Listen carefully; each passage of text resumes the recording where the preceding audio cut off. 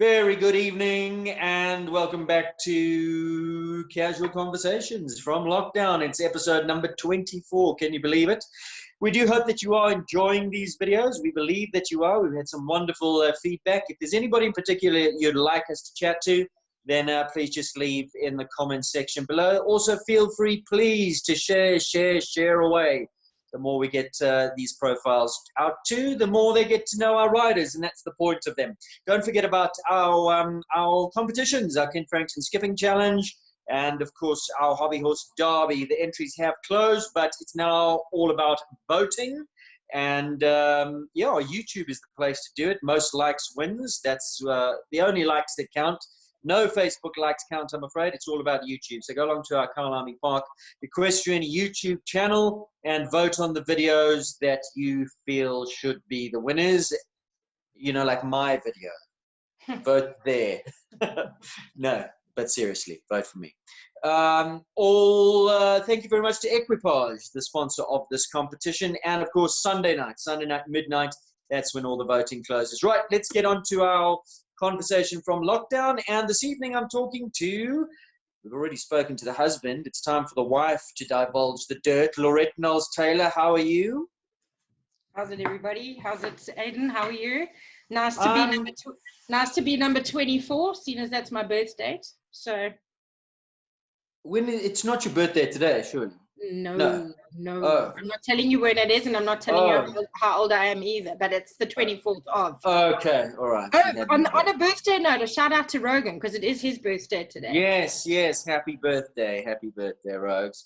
Lorette, we chatted to Barry. Much change since I chatted to him in terms of Farnham and what's going on? So, no. So we working horses as per lockdown requirements, and clients not allowed, and it is the way it is. So we're working our butts off, which is cool. Would be nice to earn some income, and hoping things to open up, because obviously people need to earn an income, and any essential service to me is, or any, yeah, you know what I mean, anything that earns money is an essential service, as long as we can do it safely. What is your take on the whole level 3, level 4, and they're allowing people in their masses to go out between 6 and 9? And then there's been a lot of conversation about, well, does that allow people to go and ride their horses? Why do people's exercise, but horses can't be exercised? What's your take on it? If we could manage the situation, as in give clients specific riding times, maybe? Well, the thing to me is that social distancing, you can't get within 2 meters of a horse naturally anyway. We social distance on a regular basis. Obviously, management times for clients to come to yards and things like that. But I mean, as it stands now, we're on level 2. Equestrian is on level 2. We're the only sport on level 2 at the moment, which I'm not sure how that works. Yeah, conversations with people in the know or higher powers need to happen. Anyway, we want to get to know you tonight. We want to hear your story. Top equestrian now for many, many years. Derby wins, World Cups. First of all, is there anything you haven't won? Maybe that's a shorter list. SA Champs, Outdoor Grand Prix. Yeah. I'd love to go to WEC. But still lots of aspirations. Yeah. Well, take us right back to the beginning. How did you get involved? Were your siblings horsey? Do you have siblings? Were your parents horsey? Are you first generation? So I am an only child from non-horsey parents. My gran, funnily enough, on my mum's side, who died when I was 5, she was a mad Harvey Smith supporter. And my mum says, would stay up till very late watching show jumping, which is quite weird because it never carried on through their family. Obviously, money never supported that, and it was never an interest. So Dad took me on an outride in the Drakensbergs when I was little, and just for a hack on a supervised outride, and that's where the bug bit. I must have been 7 or 8, and then went back to Swakopmund. I was born in George, and as a 2-year-old moved to Swakopmund, and Swakop's where I did all my riding. Well, tell us about it. I mean, were you riding those crazy Namibians or... No, gosh, no. I was little. They wouldn't let me ride. They wouldn't let me start. The first year I went to ask for riding lessons with a very scary German lady called Brigitte Hermann. And she said my legs were too short. Well, they're still very short, but anyway. So I waited another year. I was a swimmer, and that's what my dad wanted me to do. I was at 7, I was quite a good swimmer, apparently. You mean you didn't have your armbands on while the rest of the kids did? Yeah, right. So then the following year, the same thing, went off to the Drakensberg and again rode and again tried my luck in the following January. And scary Brigitte Hermann said, okay, she can come for lessons. And I started on a horse called Nordwind, who must have been literally about 17 hands. And that's how I started. He was the school horse. He was her horse. And it's funny, hey, I was a pick, and I remember how big this horse was, and he would have been big in today's terms anyway, but had the nicest learning to rise trot. And that's how I started. But you were what, 8, 9? Yeah, 8. Yeah. And there were no ponies or school ponies. You went straight onto a giant. No, so in Namibia we rode possibly small horses, but no, never a pony level. We were on horses from the start. My first pony, who probably would have been measured at 14.3, was a pony from the Kenzia family, who is a well-renowned German riding family in Namibia still. And Christoph was a German, a dressage guru. It was a real naughty little pony. I don't even know what breed it was, but I think I jumped more jumps than she did at the end of the day. I was actually having a laugh. I found an old picture last week, and my limit, or my record is 3 falls in 45 minutes off that pony in a lesson. So you can see where sort of the falling traits came from, you know. Yeah. But it's a funny thing, though, because you do tend to fall off of smaller horses far easier than big ones. I don't know how it works, but I also have this thing where when I was in junior, I honestly hadn't fallen off. It must have been I'm not joking, probably 2.5, 3 years. I didn't fall. And I decided to get on this little Shetland pony walking down this driveway, this long driveway. This thing put me down so hard, I had to be taken to hospital with no skin all over. And it was okay, you can't see how big it was tiny. Anyway, I digress. Tell us about you. Back to Namibia. You're riding this big horse. How did you progress from there? So I don't really remember how I progressed. I stuck out, I think, another year of lessons on the lunge and learning to ride. There was a naughty little Shetland pony called Stella. I remember that. And that was the devil. That you didn't kind of really volunteer to ride. And then the Kenzia's horse Perla came into my life as probably a 9-year-old. And then I had sort of some English influence in a coach called Liz de Kock, who was a family friend, or she was then Liz Hodson. So very much British Horse Society trained. So lots of theory, and lots of what I will say is in Southwest at that time, well, probably still now, is it wasn't not a privilege. It wasn't like kids today. We had to do everything ourselves. We fed, we tacked up. The only thing we had the grace of getting out of was mucking out of stables. But for the rest, we did it. Even as a 9-year-old, that was my chore. I would set out food every night for the next day, and the grooms would then obviously feed and muck out for us. So like I say, the British influence from Liz, and then Martina Suck, the Suck family who are now in South Africa.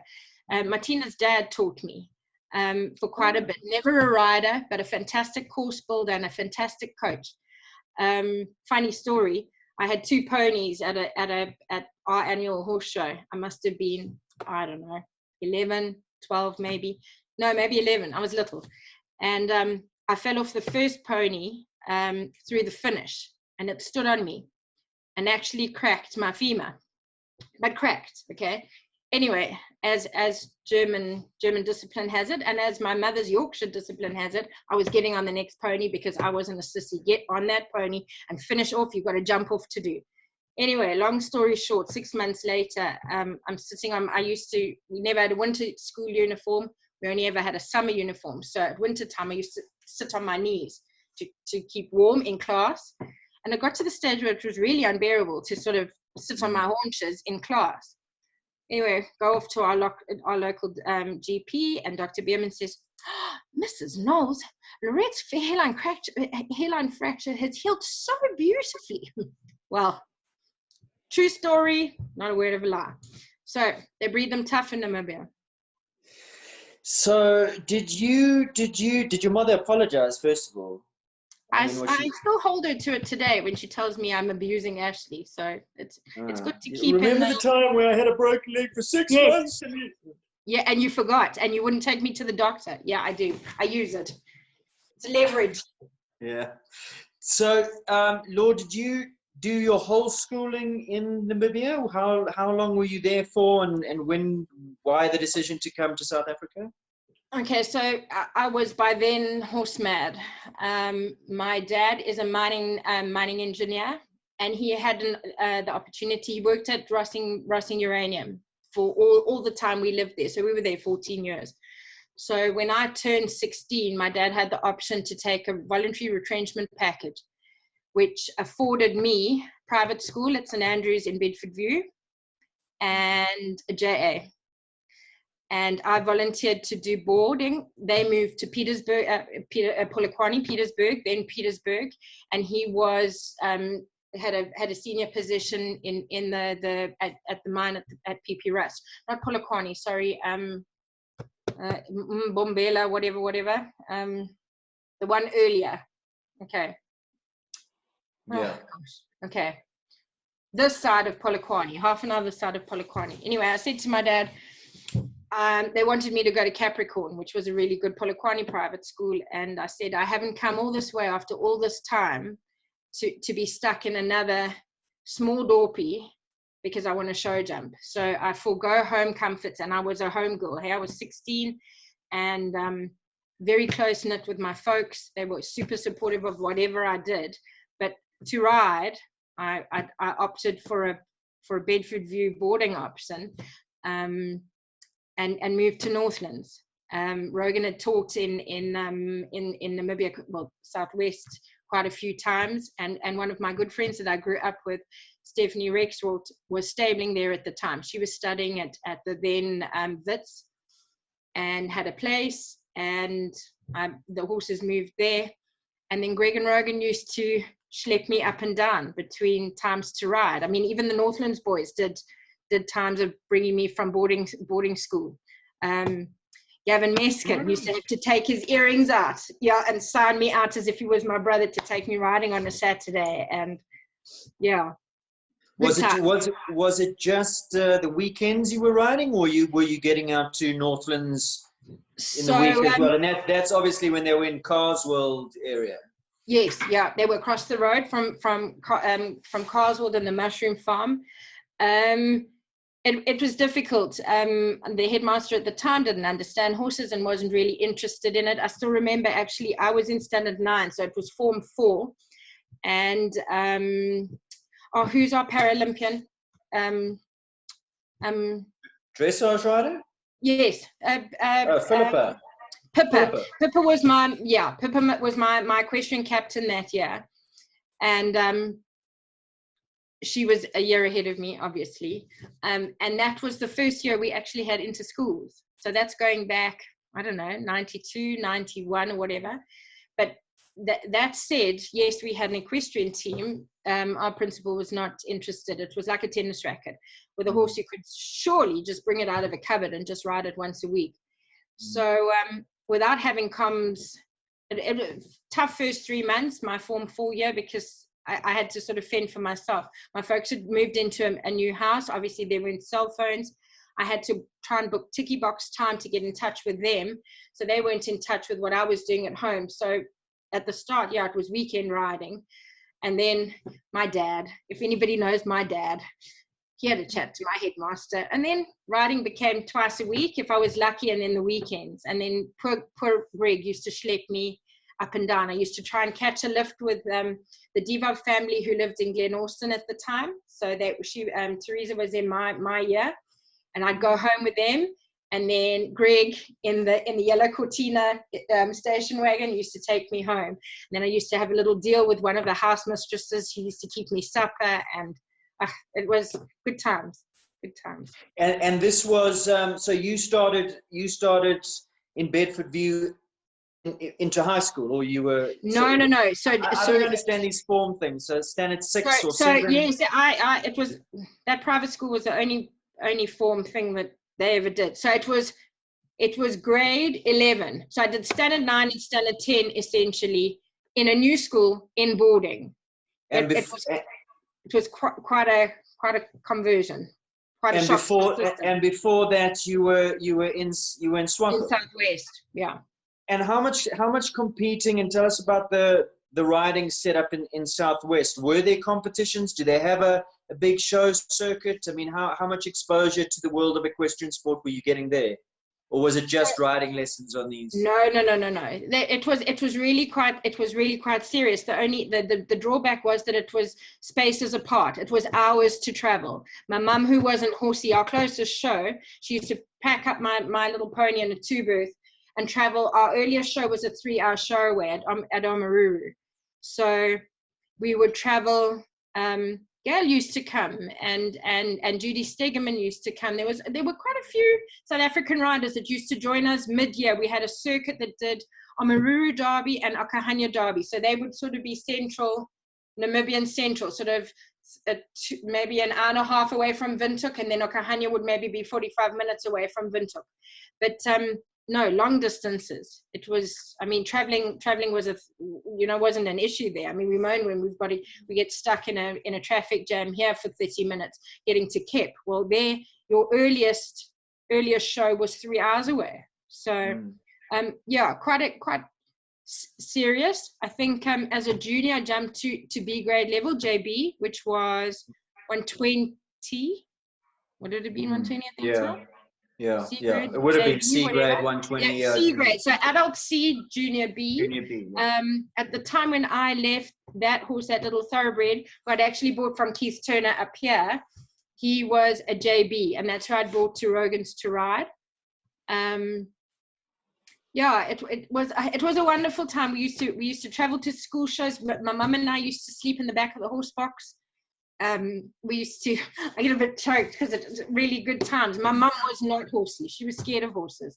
But Flip, for me, she just got stuck in, boy. So we would schlep to Omaruru with no groom with this one naughty pony that was probably going to get eliminated anyway. And muck out the back of the horse box, set everything out, get everything ready. And generally the school shows were sort of midwinter where it was like -2 and ablutions were a long way away, and really good memories. So your parents essentially made the move to South Africa for you and your riding or your schooling came into it a bit. So dad I think realized he'd done his chop there and knew that I was horse mad and he wasn't getting away from it, because every time we did something there was always but this isn't going to happen. Like when I started to ride, but you're not having your own pony. Then I got my own pony, but we're not going to shows. And then we went to shows. You're not having your own trailer. Got my own you're not having a second pony. And anyway, so I think, you know what, the harder you make it, the more passionate you are about it. I think were you loved it from the start. Were you sporty in other areas? Did you play any other sports at school? Yeah, I played tennis, and I swam. I was quite a good swimmer, but it never. The horses bit. It just it bit. I did some vaulting at an early age with Martina Suck's mum. I don't know, Aiden. I can't tell you what it is, but it bit, and it was just I wanted to be at the stables at every turn. I'd make sure my homework was done so that I could go ride.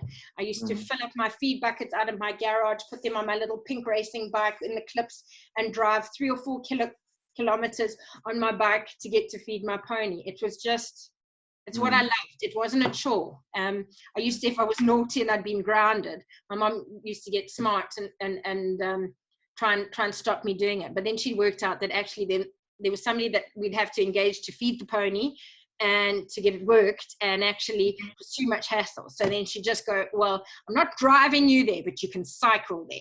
So.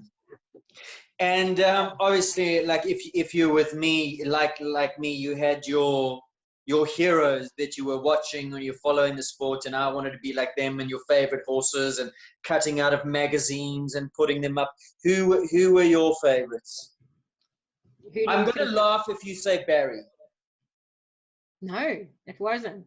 Gonda, it was my all-time hero. All-time. From a little girl. So my dad we actually got a lot of show jumping in Southwest at that time. So my dad would bet on Ronnie and High Hopes, and my all-time would be Watchfire and Gonda. Sometimes Flaunt, but generally Watchfire. Yeah, funny story. When I dated Chucky early, nobody knows. Jokes. No, don't tell anybody. No, I dated Chucky for 4.5 years. Okay, moving along. Chucky was actually working for Gonda at the time that we started to date. I was like 17 or something, and I needed to. He was living there and working there, and I had to go and have dinner. And it was over Junior Derby. And Rogan and Greg had given me this wonderful thoroughbred to jump, and he was an old school master called Palladium. Celia Rue rode him, and Johan rode him. He was quite old by the time I got him, but oh so capable and just wonderful to learn on. So I think it was my first year of jumping JAs with him, and it was quite a thing. And we go to Junior Derby, and I remember dinner was on the Saturday night, and I had to take off Friday off school or whatever, and I don't think I'd had a great ride anyway all around. And on the Saturday morning, I won the speed class on Palladium in the JAs. And I'm like, yes, I have got something to tell Gonda when she asked me how my show goes. And that, I'll never forget it. I'll never forget it. And we sit down at dinner, and Drew's Bob, and how did you go at the show today? And I went, I won my JA. You know, I made her sign my book or her book that night too. Yeah. So brilliant. And so let's go back to Greg and Rogan's setup. You brought your horse from Southwest, a 120 horse. How did you progress from there? How long were you with them? Where did you move to afterwards? Why the move? So timelines, I think. So I must have moved at the back end of 91, early 92, with a horse called French Revolution, which I said was the JB. And then a lovely thoroughbred called Captain Reed, who was owned by the Vogt family of Weckenforst, which is a massive department store in Windhoek, and a very, very horsey family. So I think I only had those two thoroughbreds. They came up on the train, and I stayed with Rogan and Greg until 96. So it was a good 4 years. Yeah. Rogan brought me Note of Freedom from Dion Boardman, who was my first JA. And that's, like I said, that early retrenchment package. My dad had put aside money to make sure I had a nice horse. But what was really nice was the fact that I'd been given Palladium to ride in his latter years. It was only a lease, but he'd been there, done that. He was safe. He was big. He was scopy. Sort of a liver chestnut with Danelaw's build. Real big, one of those real old lovely type thoroughbreds, and just massive canter and generous, and what a way to learn. Because for me, I mean, I remember going to Brentwood Park, to Trevor's stables, to jump at East Rand Champs, my first JA with that horse. And I remember thinking, if I shorten up my stirrups short enough, I'll be able to move my body to enable him to get over the fences. But that's how nervous I was.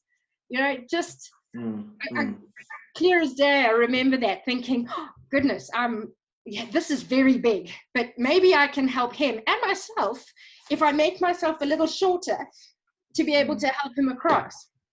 Yeah. How on that note, how important do you think it is, because you coach a lot of juniors, a lot of people, that in those years, those formative years, so your children's, your junior years, that you do have one of those horses that is the schoolmaster, the proverbial schoolmaster, to help you, to guide you through. Is that important for young riders? So Aidan, for me, my successful juniors, I had a great crew. I don't want to mention names because you inevitably forget one, but Lexi did go to Youth Olympics and Shannon is still super successful now. But those kids came off ponies and came onto a thoroughbred. And so firstly, schoolmaster, yes. And secondly, if you can get a thoroughbred as your first one, as your integration across, I couldn't recommend anything better, and I still stick to it. I mean, those kids will be now, it must be 10 years ago when I was transitioning them off their ponies. Laurie Mowat, he came off Chantilly Lace and got Aquablade. It's to me, it's vital. They take, they're just so much more forgiving. And I know I'm gonna be shot down, but it's purely in a sense of teaching kids that don't really know their job yet. And having a four-legged powerhouse beneath them who will, if they miss, he goes, it's okay, I know, we'll keep going. Why do you say thoroughbred when you say the thoroughbreds are better? I don't know, Aidan, I had success with those kids like nothing else, and I'm certain it was that the kids were learning, they'd make errors, and the horses would come back time and time again forgiving. I just think, I suppose it comes down to possibly more show jumping quality. That's a personal opinion.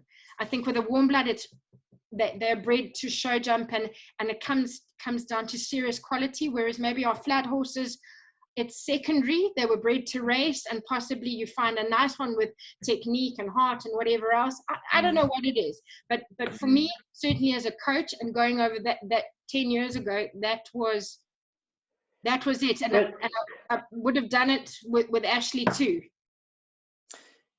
You would have done it. What are you saying? Those horses aren't out there anymore? They're few and far between, those thoroughbreds? Very, very difficult to find. I'm hoping we have an influx now with the economy as it's going to be, or as it is, that people will be having to take the flat races and possibly do something with them. It would be nice to see a resurgence on the show jumping circuit of bigger horses, because I certainly saw in the last 10 years, the jumping horses or the jumping thoroughbreds got smaller and smaller.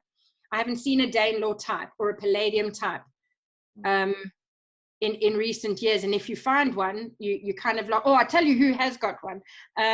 So a lovely video, and I'm sure that's a thoroughbred, is Chelsea's sister, Kayla's got a lovely thoroughbred. That reminds me of the old type, almost on a warm bloody type. And I'm not just saying the warm bloods. I've got a list a mile long of the warm bloods that I absolutely love. I'm saying to do a specific job for kids transitioning. No, that's what I'm saying. I find it very interesting, because what you're saying is when those kids come through and they transition to horses, you're almost saying like you need something that is more forgiving, that will forgive the mistakes and the misses. And you're saying that the thoroughbred is a more forgiving animal than the warm blood. Just generalization. Yeah, absolute generalization. I just find the kids build more and more confidence so they make a mistake and they're not beaten for the mistake, and so they go, okay, it wasn't that bad. I know there was an error, but I wasn't penalized for it. I'm going to try and make it better. Whereas if you get penalized time and time again, so it breaks the rider's confidence more and more and more, and then you know what I'm saying, snowball effect. And the kids are little at the end of the day. They're 13 and 14 and they're little, and the ponies generally are super forgiving. Well, most of them, and they push button and they grab the bit and they go. But I think with a thoroughbred, there's the forgivingness, and then there's the learning to ride. It's twofold. Yeah. And I'm not saying for years and years, unless you've got a real super one. But for a year transition, geez, yeah. Interesting. Personal opinion. Please don't shoot the messenger. No, that's what it's about. We all have them, and this is what this is about. But carrying on with your story, so after Greg and Rogan, were you there throughout that 4-year period? Did that take you to the end of juniors? So Yeah, it must have. 96. Yeah, I moved January 96. So do you want another funny story? Because I want all the funny stuff. I wanted to go to Gonda. Yeah. So Gonda was at Ed Simpson. Ed Simpson at the time. So I think she was living in Cape Town most of the time, but commuting with a small base at Ed. I don't think she was living, or she might have been, I don't know. I can't remember the details. But that was my choice. So Tuki at the time said to me, right, I think you need to write a pros and cons of, you know, how this is all going to work. You don't have a two booth. Barry has trucking. Will Gonda let I had a Labrador that I was inseparable from, Jessie. I had her for 16 years. Can Jessie go? No, probably not, because Gonda has her Jack right. You know, it was anyway, 20 years on, you know who won. Yeah. But it was quite a pragmatic approach. I won't lie. Yeah.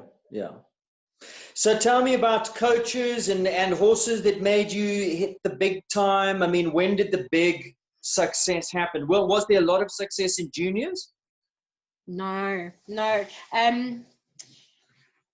David, bless his heart, gave me a wonderful opportunity in a Sanef B team at Brentwood Park. It was East Rand Champs. It must have been my first year of JA riding, and probably my first year in South Africa. And I must have been on Note of Freedom, who Rogan had bought for me. So Note of Freedom died at the back end of 96. So maybe this was 94. I forget. But I was super stoked at having him think that I could be of some asset to a Sanef. It was B team at that stage, but I didn't care. We were jumping JA. And I had one show in Kimberley as a junior for junior champs, as a junior A grade rider. I'd had my provincial colors for equitation as a Southwest African. And that was probably it in my junior career. I can't think of anything particularly notable. I had a thoroughbred that jumped a meter 72 when I was 13. That's obviously where my love for jumping big fences came from. Who was that? Where did that happen? So that was, we haven't spoken about her. Her name was Kushka, and I forget the breeding. I should have actually phoned Charles and tried to see if I could find it. Her name was Kushka. She came from Rose Park in the Western Cape. The dilliest 15-3 hand thoroughbred you've ever met. Ended up dying of an embolism. I used to have to ride her into the two berth because she would rear and run away if you hand led her in. So you can imagine my non-horsey parents watching this carry on with me riding a rearing horse bareback without a riding hat into a two berth to get it to load, to travel it 3 hours to a horse show in wherever the hell it was. We can just imagine. Anyway, this freak would jump anything. You couldn't keep it in paddocks. Tiny little ugly bay mare. And I actually, out of interest sake, must try and see if I can find whether Kushka was actually her racing name or not. She came up here for 1989 SA Champs for my equitation ride. Fell over in the horse box on the way here and never got to compete. She ended up at Linda Kirschman's stables, and we basically left her in Johannesburg. We traveled home. She stayed with Linda until all her cuts and bruises were fixed. And she then retired out in Vereniging with one of my dad's business partners. So yeah, that was. And this was what, a puissance or a? Yeah. Sloping poles. What's the sloping? It's a high jump. Yeah. Yeah, it's like a meter 73 as a 15-3 hand. Yeah, and it just used to grab the bit. You couldn't hold it. Actually, come to think of it, and it's just like wooden. Come to think of it, I'm getting the feeling back as I tell you. Yeah. And so you transition into adults, and what's the step from there? Which are the horses that made you? Did you go straight into the big classes? Did you have to work your way up after juniors? I mean, you had to graft a little bit. So I had, as I said, JA's ended off with Nof, and then I think that 96 before she died, I think must have been my first taste of the big time with her. It was Tongaat Grand Prix, and I got to jump the 150 with her for 4 faults, and that was sort of my first taste of the big time. So she was as brave as a lion, as dilly as all hell. Dion's most favorite mare. Dilly ended up dying of colic at the end of that year, and that did give me a taste of the big time.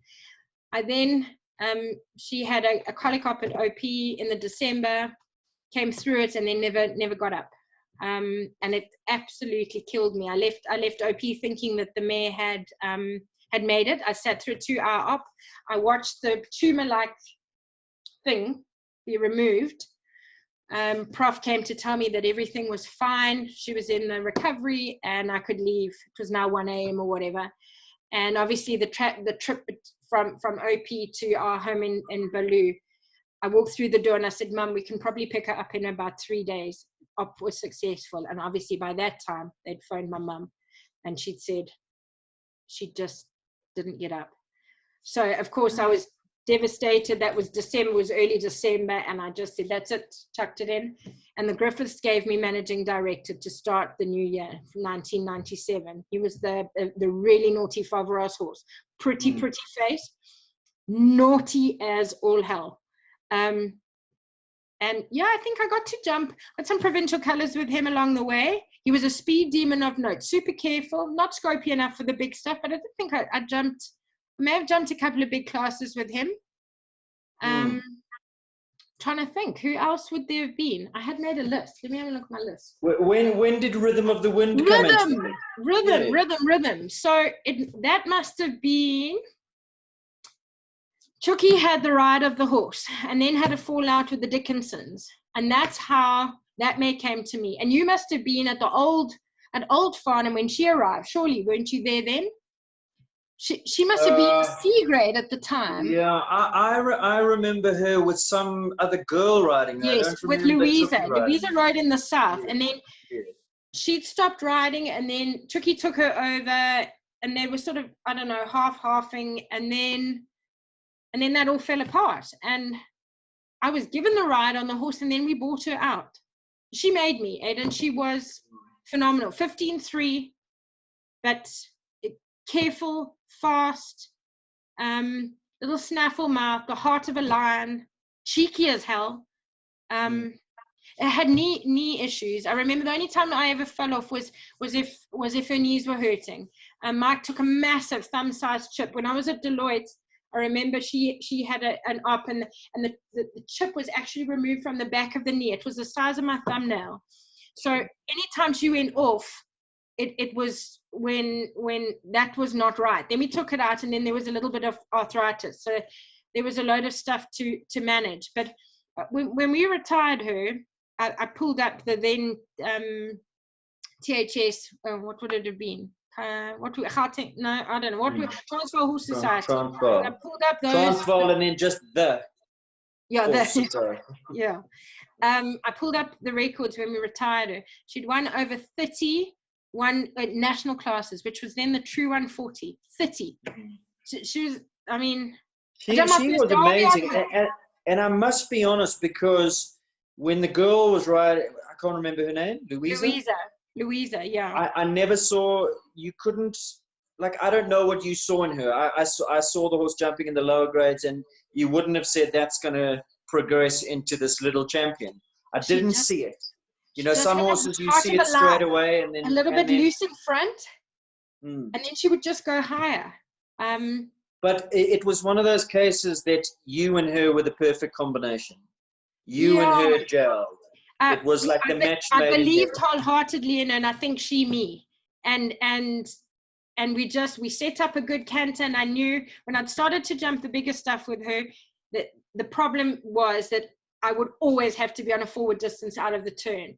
There was no setting up and hocks under ready for a big oxer. You had to keep coming, because if you took a pole, she didn't have the scope to do it, but she had the heart to do it. And I mean, she did a lot of stuff. I jumped the indoor, I don't know if it was the first year, but it was the cycle dome. It was the velodrome. My first World Cup, 98. I did my first Derby and my first World Cup on that mare. So Derby that year, she was clear until the bank and then wouldn't come off the bank. But I never made her. I hate the bank. I'm scared. Was that still the older Nanda? When did it move across to? Yeah, that was the older Nanda. We were clear. We got to the top of the bank, and I went, oh my God, if you're not going, I'm not going. And I remember having really long spurs on, and I thought, well, if I give her a kick of these, she's going to leap off the top. And I thought, I know that's going to end badly.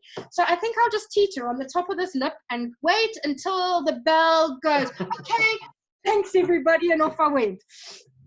So yeah, that was the October. And then I think the November we traveled down to the velodrome, and that was my first World Cup. And I remember phoning my dad. I had 12 faults. And I phoned my dad. He was at in Perth at work. And I said, Dad, now I know what this is all about. I said, the rush was amazing. Yes, I had 3 done, but I don't give a shit because that was amazing. So, and that was, so that was 98. Pied Piper won that class, didn't he? Oh gosh, I don't know. That was a phenomenal horse too. Yeah. What happened to that show?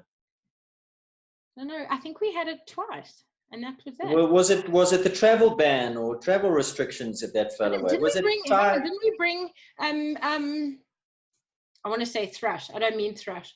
What Strangles? I'm sure we brought Strangles back from that show. There was some, because I think they'd had saddlers in or something. I must ask Barry now that you. Just remember, it was such a good show. It was hot though. I remember it was very, very hot. It was an amazing show. We've had amazing years, I must say. If you recount what we've had in the equine industry or in the jumping industry over the last 20 years, let's hope we can get back there.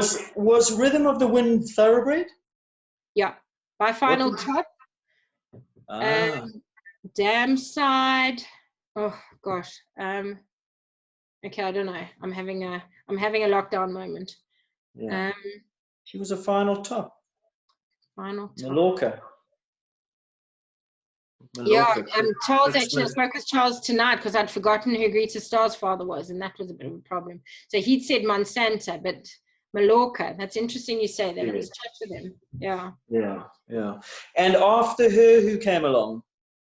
Okay, let me go to my years. No, it was 10-5. I wrote that for Barry in his latter life. Early 2000s. Danelaw must have come along. Yeah. And tell me about Danelaw. I mean, Greta Star. What she was winning all the 140 stuff. She was a he. I mean, she was a he. Sorry, I'm talking about Rhythm. Sorry, I meant Rhythm. So Rhythm, yeah. So Rhythm had to moonlight in some of the big stuff because I didn't have anything. Danelaw, I actually bought from Barry and David. Okay. And I remember going to try him. It was Janita Baxter's fantastic thoroughbred, and we went to try him in Hillcrest for David, I think to export at the time. And I remember walking this horse out. It was summertime, and he glistened like a stallion, and he was well over 17 hands, and he was just the most magnificent creature, most magnificent. I remember leading him out for the boys to try, thinking, if I could own something like this. Anyway, within about 6 months, my mum had bought him for me. He went on. What did Janita jump him in? I don't know. I don't know if she would have jumped the medium A's then. I think it was still a production job. I don't mean young production. What was his pedigree, Danelaw? He was a Wardlaw. Okay. Everybody always thought he was a Dane Hill. He was a Wardlaw. I don't know what the dam side was. But magnificent to ride. Just also a little bit hung his front legs, a little bit like Rhythm. Also a little bit strange behind, but immense scope for a thoroughbred, and a canter to die for with this big knee action. Wonderful horse. He won 2 World Cups, back-to-back World Cups at Pretoria Show. I was young then. I was early 20s for me then. That's going back a long time. Yeah, phenomenal. And then Greta was the crossover. I had Greta and Danelaw. He was still there, must have been, because I know Barry wrote him for me when Ash was born, which was 2004. Danelaw. Yeah. Greta came along in 2005. He was my present from my dad for having his granddaughter. Okay. Failed the vet, hopelessly in Zim.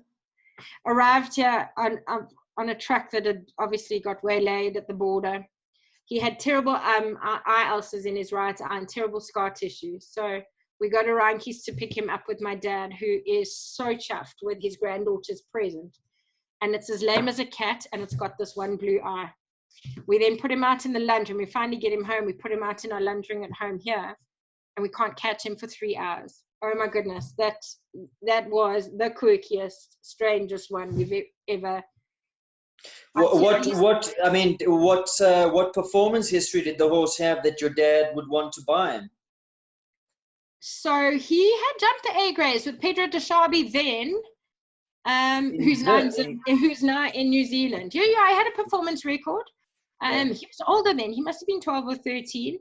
But I'd taken Nicola Shaw to try a junior horse for herself. I was still breastfeeding at the time. So this was early, Jan or Feb of 2005. And we'd gone there for the express reason to try this horse for Nicola. And somebody had alerted me to the fact that this horse was available and it was near, so off I tootled and tried it. And cantered it around, and I'm not a great picker of horses. I always need my husband there. But I canted it to a vertical that must have been 160, and it had canted. He always had a little pottery stride because he was never super sound in front. But it locked on target and skipped. And I brought back the video, and Barry said, we got to have that. And so Dad said, well, then that's your present. We got the vetting. Vetting was shocking. And we said, well, you know what? We're going to take a chance. Danelaw's coming near the end. There's not much else. I had a young horse. We bought a young Sailor Prince that same year, same birthday present. Dad was very excited that he had a grandchild. So we had a nice Sailor Prince, but she was only a 5-year-old. And I think that's really, he kind of had to fit in. Yeah, but like I say, lame as a cat when it arrived. One completely blue eye, and yeah, we couldn't get near him for hours in the lunge arena. Couldn't get near him. And that was the start of a very long and interesting friendship. I used to, for 3 years, the 3 years that I jumped him in the ring, I used to have to split his bridle up. I used to have to take the reins and the bit off, and his brow band and headpiece. I used to pop the light bit over, and then pop his pop his bit inside his mouth, and then do up the cheek pieces. And then do up the cheek pieces. He was just very head shy? Do you think he had sustained an injury to that eye? He could not get near his ears. The eye persisted for the entire time I had him. Dr. Goodhead was a regular visitor to the property. The poor horse was always on antibiotics. Crazy. He was just an oddity. You couldn't get into the ring without cantering into a ring. Bob Charter, if anybody was standing at the entrance, I'd used to have to go, please open, I'm coming. And they all used to go, oh, whatever. If you got there at a walk, he would rear straight up, spin, and bugger off in the opposite direction. Derby Bank, he had to canter down the Derby Bank. If you slowed him up like normal horses towards the lip, he would rear up and bugger off the opposite way. So he had to, you'd slow the canter, he'd allow you to slow the canter, but don't break him into a trot. That's not how he jumped it. He was a star cutter, wasn't he? Yeah, yeah. And brave. He gave you your Derby win. Have you ridden around the Derby a few times before he came along? Yeah, I must have. Rhythm of the Wind you rode it. Yes, you said Rhythm of the Wind you rode at Derby. Yeah, yes, there. But I'm talking here. I jumped Godiva around it in. When was the first year here? I think 2001. I jumped Barry's mad Ronville mare that Dion Boardman ended up buying. I jumped that. I think Danelaw must have been around there a few times. Wasn't really my thing. Greta was the bravest thing. Like I said, I'm scared of heights. So that bank used to terrorize. Imagine having to canter it too. At least if on the others I could slow it down and kind of slow things down in my mind. But this, like, he was just like, we're going, and off he went. I think we'd watched old videos last week. He was good in the 140 Derby the year before, and then he came out and won it. And I think the following year he was third. I'm not good with dates, but he was fab. And in the morning, he was always touch and go. We really had a management job to keep him sound. Mike was amazing, trying to keep things together. What was the problem with the soundness? Did he have front feet? No, not ring bone, but just, I don't know, shocking X-rays, arthritic, and just not great. But like I say, heart of a lion.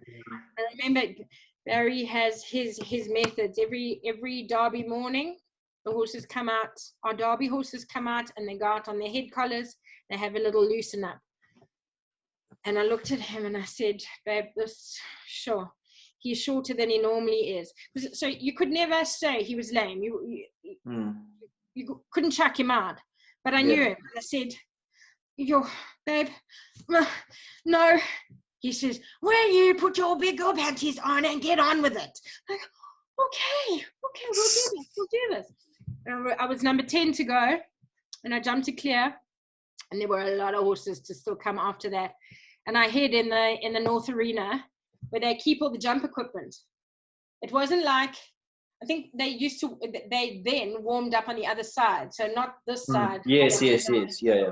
So all the poles were at slants across there. All the jump equipment was sitting there.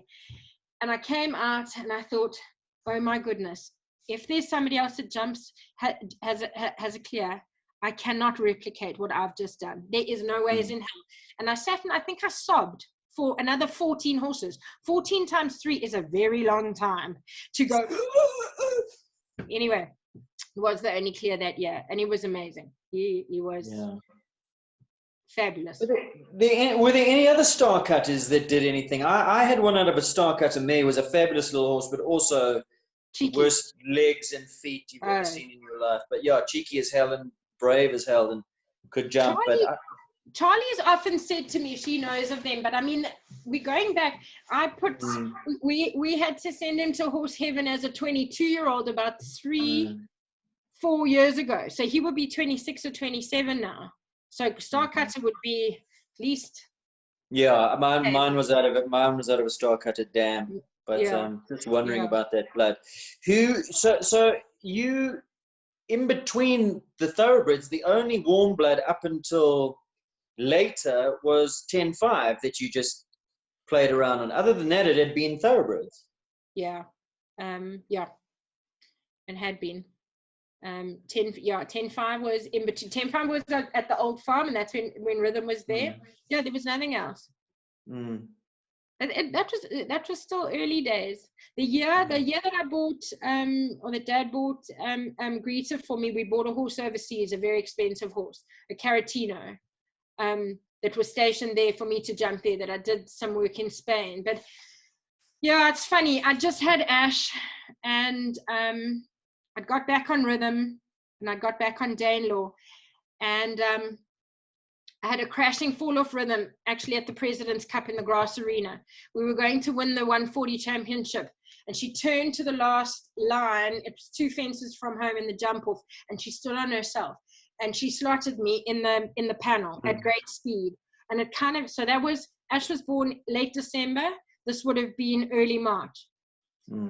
That fall, I hurt my nose, but I didn't break anything. But it shattered me.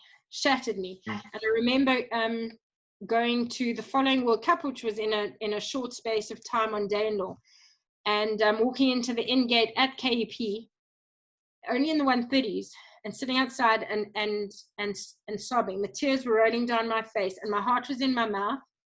And I remember my mum coming up to me going, "What are you doing? Knowleses aren't like this." And I said, "Mum, I am terrified."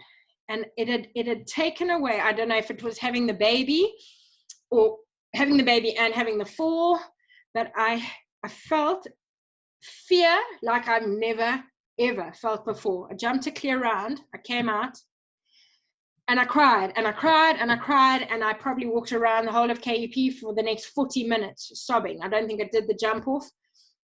And I swore to myself, if I ever felt that fear again. I would never jump again. I can't tell, it was overwhelming fear. Anyway, with that in mind, Dad bought me a very expensive Caratina overseas.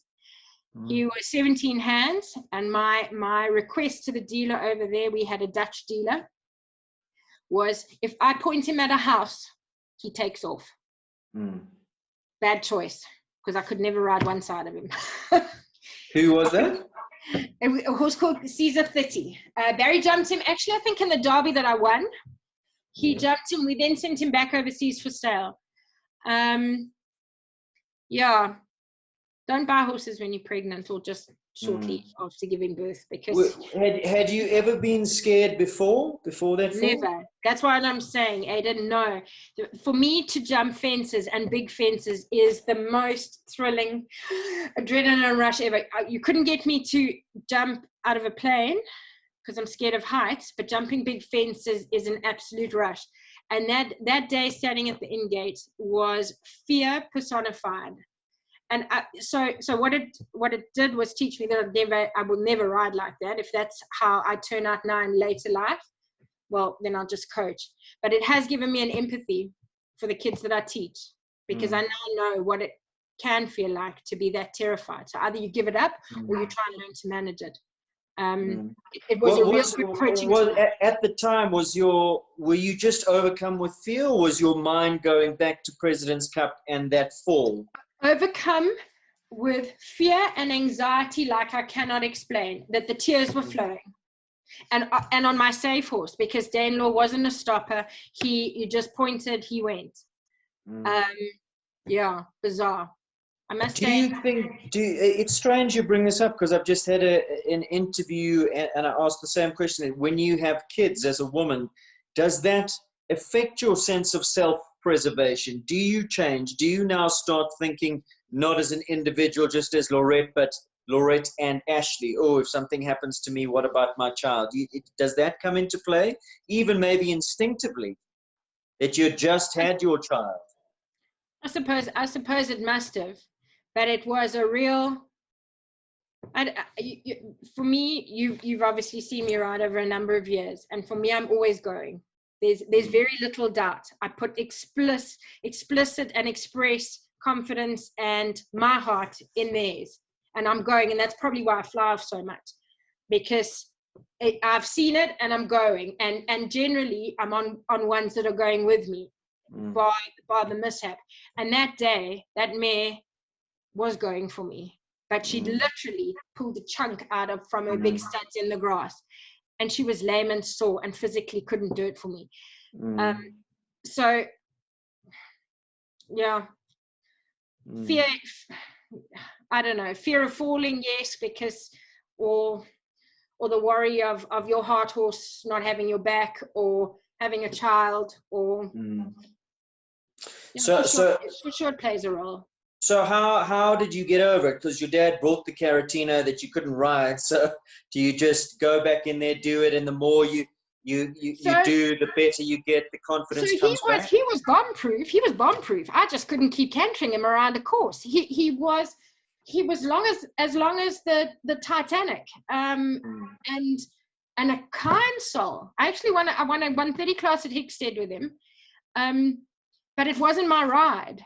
And I think in my worry about needing a big scopy genuine one, I'd lost where I was. The big scopy genuines don't suit me. Yes, I need scope for sure, but big I can't do. I can't do one without an engine. It's got to have its own engine. I can't. I'm too fixated on watching my next fence and watching my next ride and being able to see a distance to worry about bending it left and right and keeping it together and doing all that stuff. It's not how I ride. You like them blooded. I like them blood, and I train them blood. If they're not blood, they've got to become reactive. I sometimes bit them up so that if I close my finger, they wait, and I sharpen up spurs sometimes so that if I touch, they go. They have got to react instantaneously. I can't have them a second behind my half halt or a second behind my squeeze, because if I've seen it, we're flipping going. You know? Yeah. Who was after Greta Star? Was the next good one? Was it Eudokies or? Watch Me. Yeah. Watch Me. Udoki's would have been later. Udoki's was little. Udoki's we'd had from a 4-year-old. Got my list here. I can't believe how many they're on. And you forget. Watch Me was a fantastic. That was a fantastic mare. She won 2 World Cups. Also a little loose in front, but heart of a lion. I mean, she won that PE World Cup. That was her second one. She won her first World Cup first time out, actually. The Land Rover World Cup in Shongweni. That was 2002. She had very little big class exposure. Came out and won that day. And then she won in the rain that awful year in PE where the wind was sheeting sideways. And I think we were wearing a Nissan Namna and it was sponsored by Nissan. I think under normal circumstances, I don't think we would have ridden. It was appalling conditions. And she, also Heart of a Lion, another one. How many World Cups have you won? Not too many recently, Aidan. Okay, Titanic. I think Titanic was my last one. So Titanic was 2015. Yeah, this last bit with a couple of health issues and stuff from 2016 to now has been a little slow. So 2015 was Titanic. 2014, I think, was Nabs. 2013, because I think I did back-to-back in PE. So I think 2013 was Watch Me. 2012 was Watch Me. I think that's so you've had plenty of success in the World Cup. Have you won a series? No, I've been runner-up. No, haven't won a series. What haven't you won? I mean, there's been derbies, there's been World Cups. You're still looking for a series. SA Champs, have you won? Outdoor Grand Prix? SA Champs was on the podium with Aristoteles. Outdoor Grand Prix, I've stood on that podium many times. haven't grasped that one. Yeah. There's still lots to do, Aidan. I'm hoping I still get the chance to do it. Oh, I'm sure you will. Tell me about the old man Nabab, because I saw you guys posted he's 25, 25. How did he come about? And I mean, he's been a wonderful soldier, and he's been amazing. Of course, you still hold South African records for 6 bars. You're very fond of him. Oh, that's a character of note. What I'm trying to do is put together a little tribute to him from Alison and Chris and Emma, who had him as a 2-year-old at Cyril Light's place. I've got some funny stories, so I'm hoping to get it all collated. By the time he turns 25 on the 26th of May, we should have a couple of some older pictures of him as a young horse and things. So he basically, I think, has had two owners. The Ellises bought him, well, Cyril and Chris bought him as a 2-year-old, and then Chris had to buy him out because he was too unruly. The stories will come. And then Barry bought him. We spent our last savings on him for Barry to campaign to go to Kentucky. So he was already a 14-year-old by then. But Chris had him all that time. And Barry won 2 World Cups on him. Outdoor Grand Prix. We then, I can't remember what year it was, but in PE he did a paddle over an oxy in the World Cup. And we were supposed to then travel on to Cape Town. And that paddle meant that the shoulder was upsetting him again. So we decided, time out, retirement, that's it. Drove on to Cape Town, and as Nabab would, he was trotting down Hart Bay Central. He'd left his stable and exited the showgrounds, and we drove into the showgrounds to find him trotting up the tar road. Yeah, sound, I might add, sound. Anyway, he came home to retire. And then I don't know how long he lasted in the paddock. I mean, a few months. And then Emma took him over. Emma was riding for us, Emma Garson. She was one of our fab riders. Ems took him over. She'd had a rough time and she needed something. And he was sound, and he was jumping out the paddock fence and causing all sorts of havoc on the property, as he still does. And she took him over. So she actually started the 6 bar with him. She won quite a few. I think she jumped 195 of them. She won a few that when it first became popular. Then Emma went overseas and he went back in the paddock, and we had a client here, and we said, you know what? We can see he can't be retired, but I don't think top level show jumping is where he should be at. Give a sit on him. Barry was riding her horse at the time. Have a sit on him and see if it's something you could do and take to shows. Maybe you can just jump in the 90s and just tootle along. Well, he took off like a bat out of hell around our arena. She couldn't stop him, scared her half to death, and that was the end of that story. That was the November or the December. And then the January, Barry said, right, come, you've got to take him over. I said, I'm not. That's Emma's story, and I'm not doing the World Cups, and he's old, and he should be in a paddock.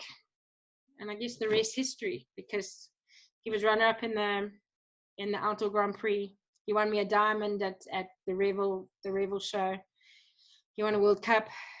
He jumped countless 190s, 195s, 2 meters, 205.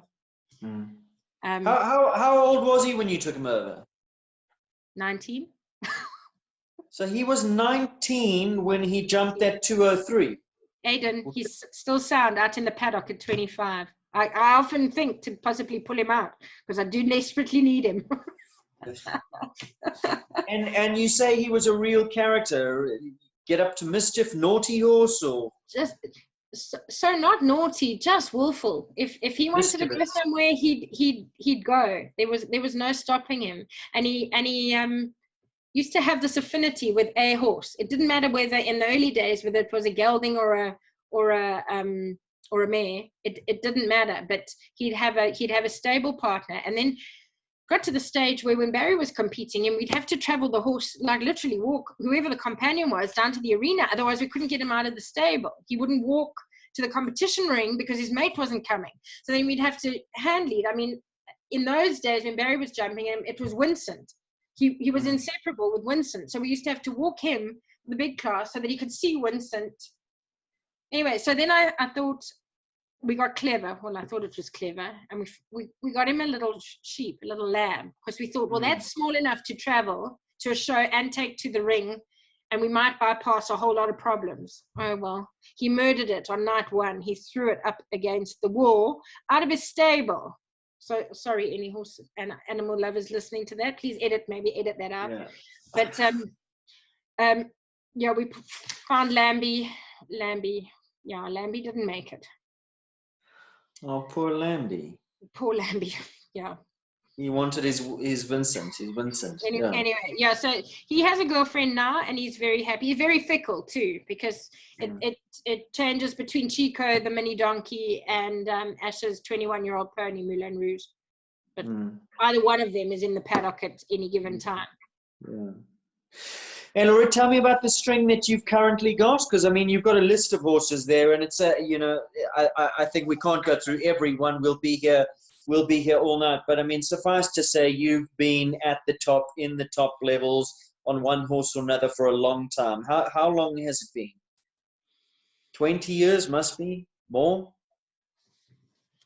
Blessed enough to be probably since I was 16, since I came here. So I'm 45 in August. So. Very blessed, Aiden, very blessed. I've had a lot of good people in my life along the way to provide support. I've had supportive parents. We've had supportive owners, people that have believed in us. You know, it takes, you know what, it takes a village. You know that. It can't be done. You can't stay at the top level without a village, you know. Tell me about the string at the moment. I mean, obviously none of us are doing much, but when we come out of this, who you going to be campaigning on? Okay, so we've got Equestro. I took him over begrudgingly because I didn't quite like him when Barry rode him, but we did a wind-up last year, and I took him over shortly after that. He's a changed horse. If only they could talk. Because he must have really battled. And if you always put it in comparison to possibly an asthmatic, being made to do high-level hurdles, he was a grade 4 when we took him in. He was never that windy to, you know, if you listen to him, but yeah, grade 4. Anyway, that op was successful. He then got a superbug, nearly killed him. But anyway, so that was early on last year. So it's taken me all of this time to learn to ride him. He is too big for me. He is probably more powerful, or the most powerful horse I've ever sat on. He's 16 now, but he feels like an 8-year-old. Sound.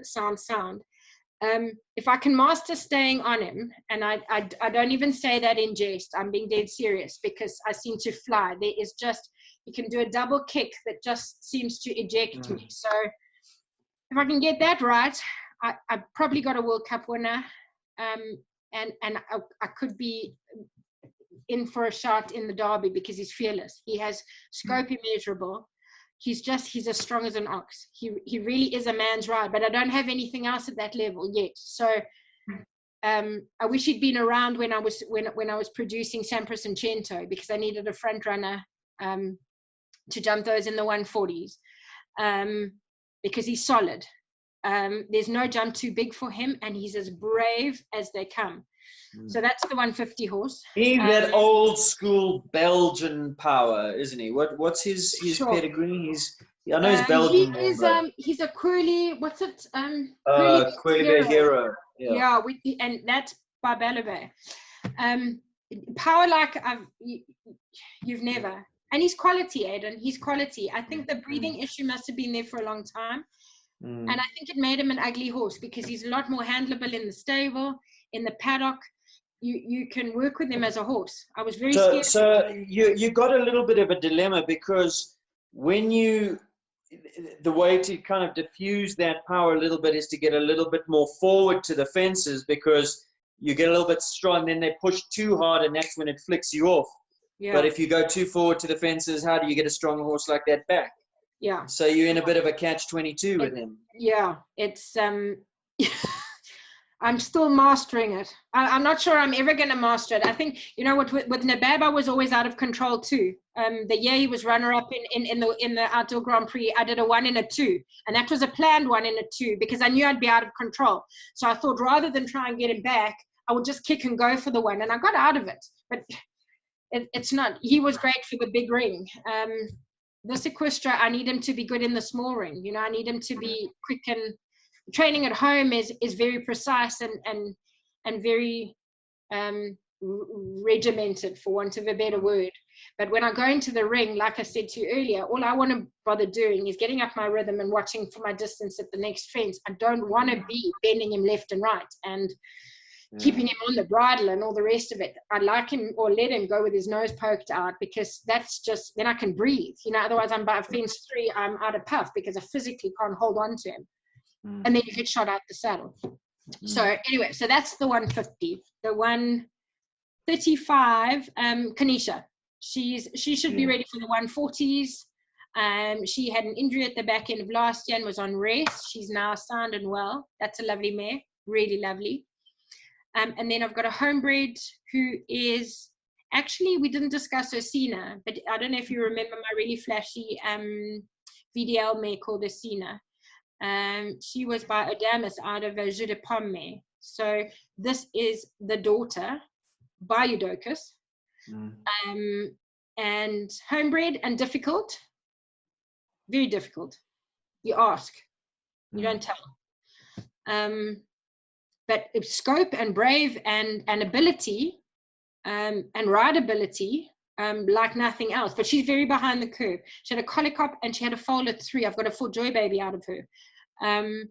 But she should be ready now. She was going to go to the 130s now at President's Cup. So there's that. And then I've got a little Berlioz baby who's ready for the 110s. And then I've got that crew of 4-year-olds, which I'm loving.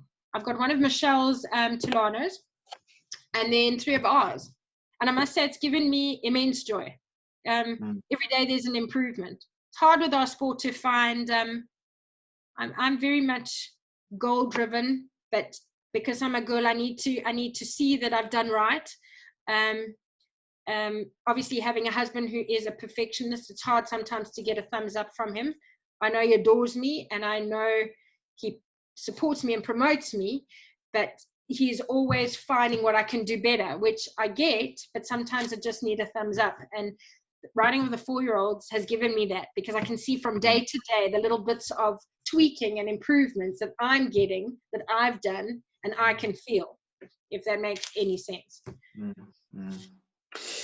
Obviously, a huge loss was Sampras, and he was an incredible little horse. I mean, there was just so much to love about it. In fact, there wasn't anything that you didn't like about Sampras.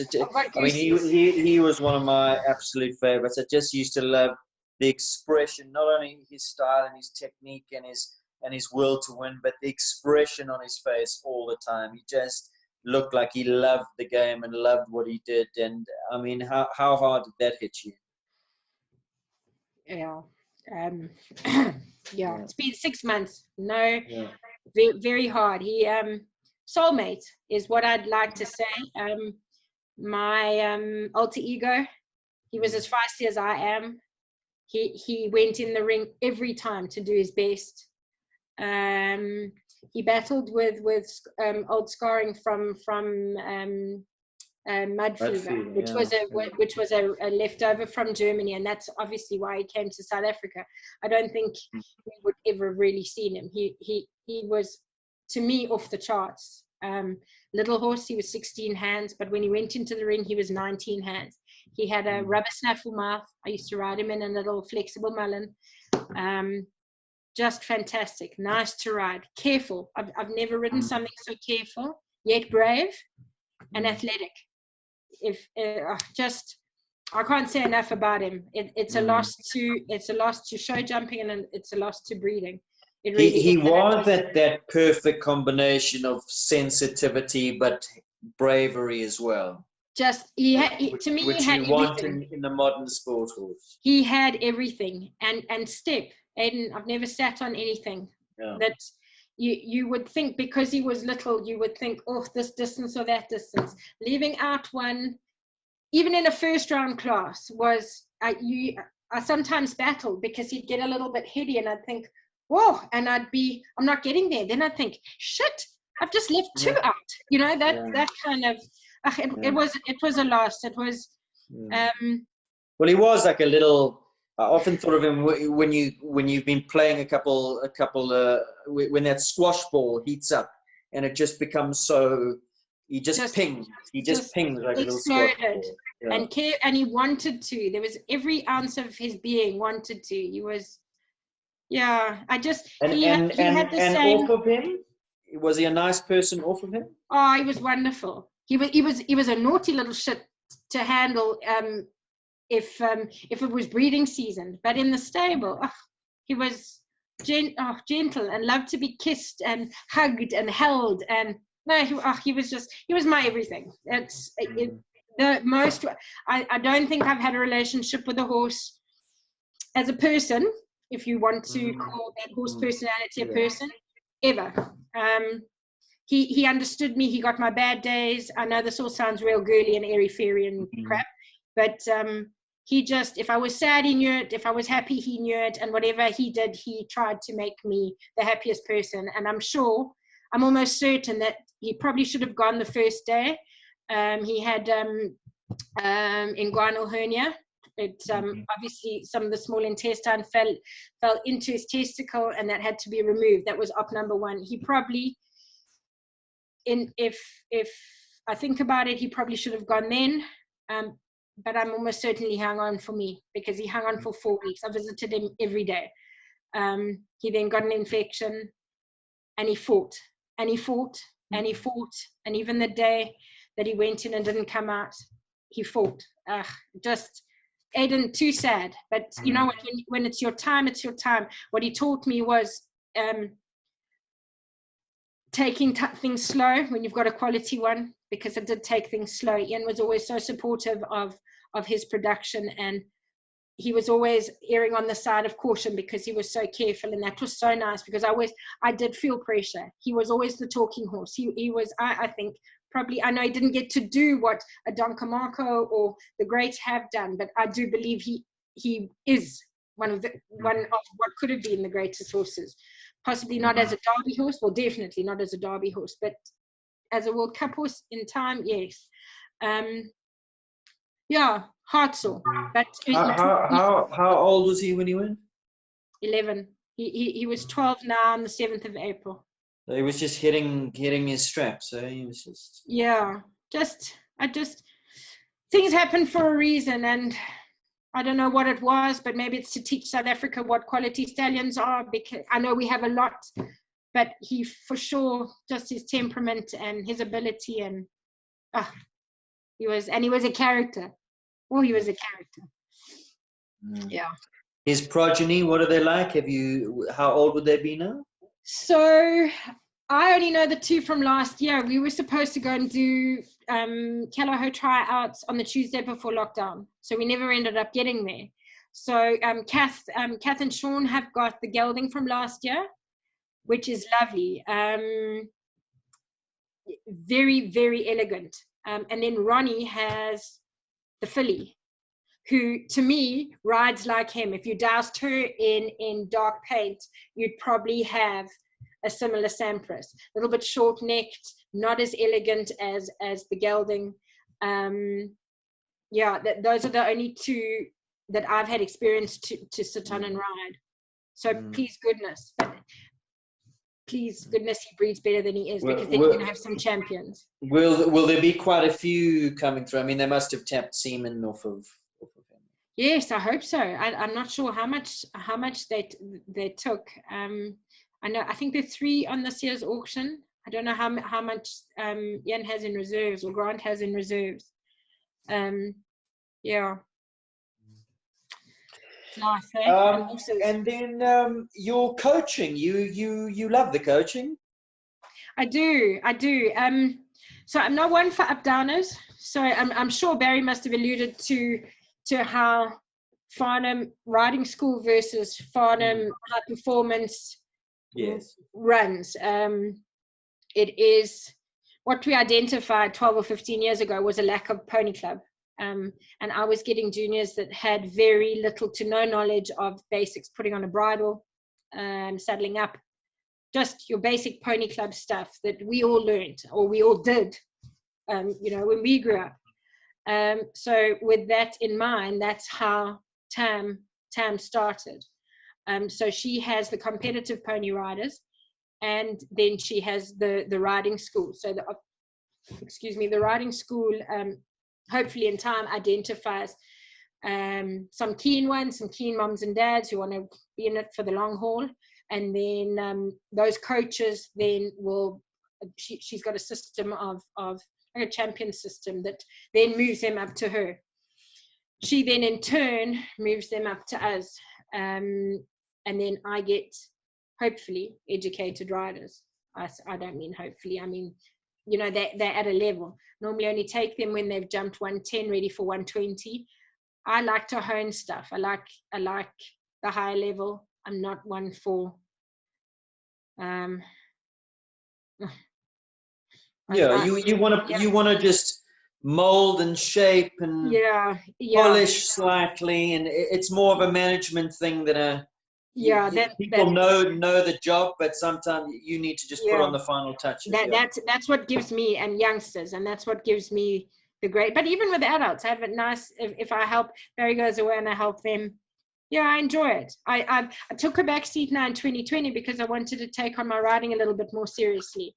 And like I said, with that crew of nice youngsters, we've got a Bolzano, a Concoriano, a Fort Joy, and then the Tulano. We didn't have a work rider. She finished off at the end of last year. Said to Barry, I want to do it. So if I do that, and at the time, Vivat was still in play. Vivat's now gone to rest. He's injured himself again. Seb Chate's horse. I'd taken him on to jump the bigger stuff with him this year, but that didn't come to fruition as it happened. So I had a string of 9. So I said to Barry, if I do 9, it's difficult to manage it day in, day out if I'm going to do my coaching. So he then took over my juniors. So at the moment, well, nobody's coaching at the moment, but prior to lockdown, I hadn't been doing daily coaching. I was just helping at shows, which is also cool. It's fine. Aiden, I've missed so much of my riding with being ill and the shoulder injury, and the list is endless, the headbang and the whatever, that I just want to get back into the saddle. And even if it means 4-year-olds, that's really what I want to do. So if it means coaching for the moment has to take a back seat, it's not a bad thing, I don't think. Barry did say that you are and he often says it to me, that you work a huge amount behind the scenes, especially when Nissan was still there. Nissan's gone now, but in the social media and the marketing and the promotion and the Tundi initiative, will that, now that Nissan's gone, free you up a little bit more, or are you on the hunt for another sponsor? Does the yard need sponsors to carry on, or are you self-sustaining within your business in the structure? So we are self-sustaining. Well, we were prior to lockdown. Things may change, but yes, we are self-sustaining. There was a deal on the table prior to lockdown, a very exciting new deal, a newbie into our sport, which went quiet, obviously, the week of lockdown, which would be great, because for me it would be personal, and then it hopefully flows out into the sport. We seem to always fish in the same sponsorship pool, and pool people end up always, and it's always horse people. We never seem to get on board with finding, say, a sports marketer who can actually go out and find us and market our sport the way it should be marketed. We employ thousands and thousands and thousands of people that really need our jobs. And I don't think anybody knows about it, but nobody seems to want to put an actual paid sports promoter in place to get us corporate sponsors, or to get on board with shows or whatever. I mean, I always say to Barry, surely even 20% is better than 0%. So if you offered a sports promoter 80% of what they brought in as to incentivize, surely that's better than, surely as the riders, equestrian, dressage, show, you name it, whatever discipline gets 20% of something, it's better than the 0 that we have now.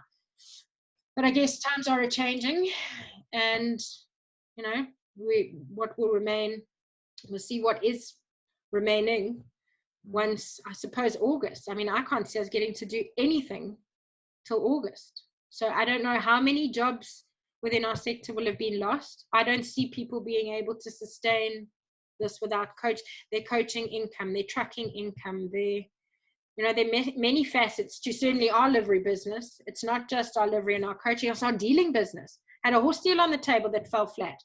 It's certainly our side is multifaceted, but at level 2, we can't do any of it. Crazy. So, yeah. Anyway, in terms of social media and all that kind of stuff, well, that's me. I'm on the admin side all the time. I've got a lady in the office who is my wing woman. I couldn't survive without Madeleine. Actually, Madeleine de Beer's sister-in-law, funnily enough, Lauren's sister.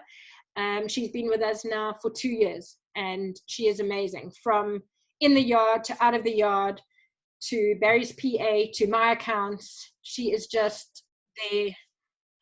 Helping out. So I have to do the social media side. I had a girl doing it last year. It's very difficult, to talk about yourself. I'm learning to, though. Yeah, one must. Not my favorite thing. The dynamic between you and Barry, working together, living together, riding together, competing against each other a lot of the time. Tell me about that. Aiden, it's hard. No, jokes aside. No, but it's very hard. Who wears the pants here? Oh, geez, him. Come on, man. He's a Taurian. Do you think I wear the pants? He likes to pretend on TV that I wear the pants. No, I'm willful. We are both extremely willful, extremely goal-driven, extremely passionate, extremely competitive. So, yes, it makes for clashes. And I don't shut up when I should do, as everybody knows. And neither does he. I mean, everybody knows how hot and fiery both of us are. So yes, it makes for some humdingers where we'll have a tiff in the arena and I'll just get off the horse and leave it standing right there and stomp off, and somebody will have to grab it. Doesn't matter if it's a stallion or a mare and there's a stallion on the other side of the arena. It just gets left and off I stomp, because shit needs to get said right then and there, unfortunately, with me. Don't look at me like that, Aidan. But it works. I mean, it works. But you know what? This year we've been married 18 years. We've been together, I don't know, 21, 22. It does work. I love him. He's my soulmate. It is hard in the fact that our personality traits are super similar. But we have each other's backs at the end of the day. And the product of these two fiery personalities in the passive, pretty little thing that I have, who rides beautifully, was well worth all 20 years of bashing heads. How is it for you as a mom watching her go through on her own journey on the backs of these horses and growing up and enjoying it and following in mom and dad's footsteps? So I was an academic, and I need her to be that too. I can't see there being an equestrian future in a horse life for a girl going forward. And that's my personal opinion. People don't shout me down, but I can do it because Barry and I run a business together. I take my hat off to Tamar. I'm not going to mention a whole load of girls that do it, but Tamar does it on her own. It's a hard game. This is a very hard game. She's a bright girl. She rides beautifully. I want her to get an education like my dad wanted for me. He promised me, or he promised me he'd support me as long as I got an education. He would support me in anything, which he did. I went and got that education. I did my articles. I then finished my articles and got married and joined horse sports full time, which I don't want for Ash. I know I can't. I can only guide, and we can only be supportive. She loves the horses. Possibly if it was a European situation, I don't know, Aidan, I don't know. It's troubled times. But if she wants to do it, you'll support her. I mean, as long as she gets educated and then says to you, Mom, I still want to make this my life and my profession, you'll back her. You know what, Aidan? I've never, since finishing off my articles, I don't think I've ever worked a day in my life. So that tells you. You might something. have to now with this lockdown and the way things are going. You might have to reinvent. No, but you know what I'm saying. If it's something that she truly passionately believes in and she can earn a living out of it, who am I to stop her? I will get up at any time of day or night to do something for the horses or for the clients or whatever. I don't know if I would have run off to Deloitte to do that. You know what I'm saying? Since leaving that industry, and I loved it. I loved being challenged. I had a fantastic team.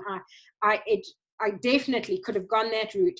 But what I'm trying to say is that since then, which is since 2003, I don't think I've really worked a day in my life. Yes, it's been tough. Don't get me wrong. This is a tough business, but it's what I love. Yeah.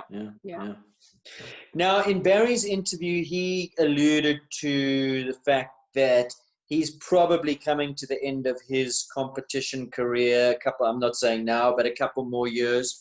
But that after that's gone, he might consider an administrative role, or, he's very passionate about the sport and growing the sport and taking it forward and what we can do and full of ideas. Do you think he'd be a suitable candidate for that? Because in other interviews, his name has come up again and again. Somebody like a South African team manager, somebody who's trying to get the international door or the door to international competitions open for young, not even necessarily young, but South African riders. Has he spoken to you about it? Aidan, I'm not biased, but he is absolutely passionate about the sport. And in an administrative role, actually, funnily enough, I said to him last week, because he's got a knack for course designing as well. He's got a real feeling. I said, babe, why aren't you thinking of that route as well as? And he said, I don't want to have to go and build a kip for the 90 centimeters to go and get my kudos. You know, I want to be able to go and design a World Cup course. For sure, in an administrative role. I think he's passionate. I'm thinking somebody like how Jan Tops has reinvented himself after his riding career and that kind of thing, and putting on reinvigorating old showgrounds and new shows and new series and how do a way forward fundraising to get riders bases overseas, all that kind of thing.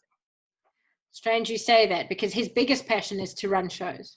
So, yeah, I definitely, when you said he's going to hang up his boots, I can't see him hanging up his boots. He is on the other scale competitive. You know what he's like, and it's not diminished at all. He turns 59 on Saturday. It's not any less competitive for me, himself, or his daughter. So he's got two of the most wonderful horses now. So I can't see the competition side waning in any way. Oh, okay. Except for lockdown and possibly COVID. And, but you know what I mean. But yeah, for sure. You see, I don't know if the powers that be would love him because he's super controversial, but he speaks his mind and he speaks the truth and he's passionate for everyone. Not. But isn't that perhaps what we're missing? Isn't that perhaps what we're missing? Somebody who knows the sport in and out, who does have that vision and that focus, and say, right, this is the way.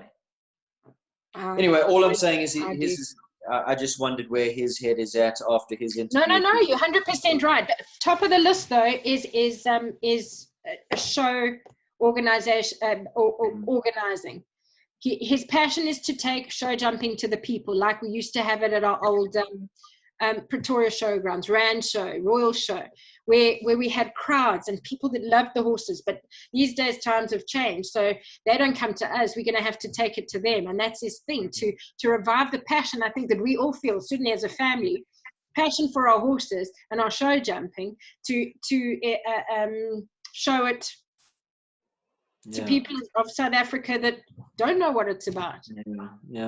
We need to have a 5-year plan and a 10-year plan that's our problem, to preserve the sport, to take it forward, not just to preserve it, but to take it to the next level, I guess. Yeah. It's been a wonderful chat. I thank you for your time. Thanks, Adam. Thank you for yours. I was really nervous. On that is something I wanted to ask you. The whole movement it's how sport is changing and sportsmen, about the whole psychology of getting your head in the game. I've read books, so there's some very good books about it. What are your thoughts on that? Have you ever seen anybody, you say, with that fear that you had?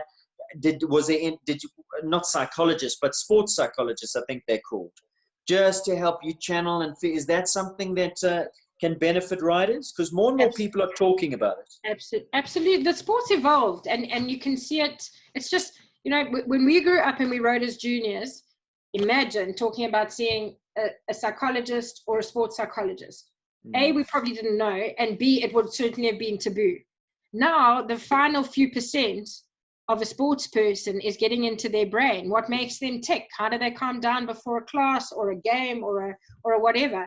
I've been involved with Tony Gaddy for 7, 8, 9 years now. She's my go-to. She was a lady, first of all, which for me is great because she gets the woman insecurity. Girls need a lot more confidence than men, certainly in our sport. I certainly believe that. She gets the girl thing. She played professional tennis with her sister. She's clinically trained and she's sports trained. It's just making sense of the feelings and understanding that those feelings are really normal. And when you're trotting around on Derby Day, everybody else has their mini-me on their shoulder.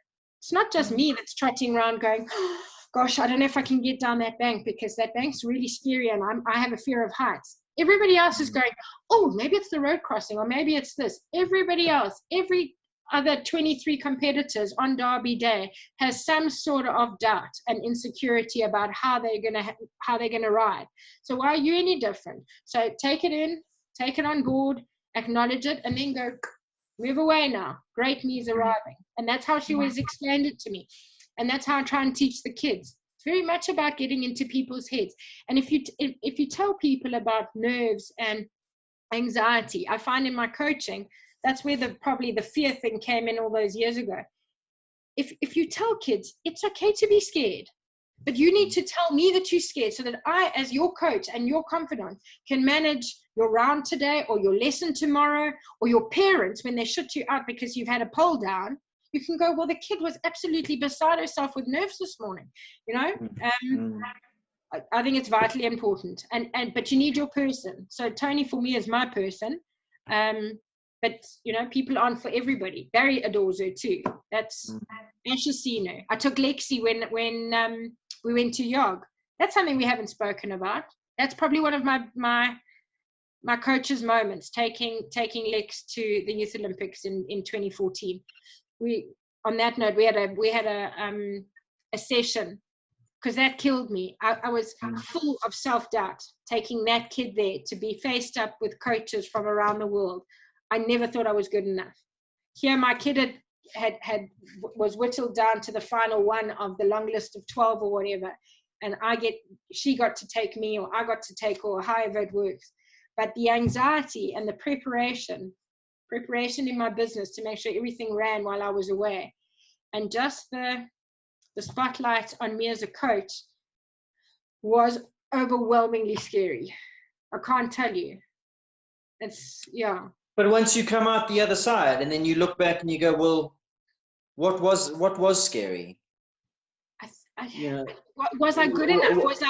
Was I telling her the right things in the warm-up? It just boiled down to my capabilities as a coach, and I doubted myself.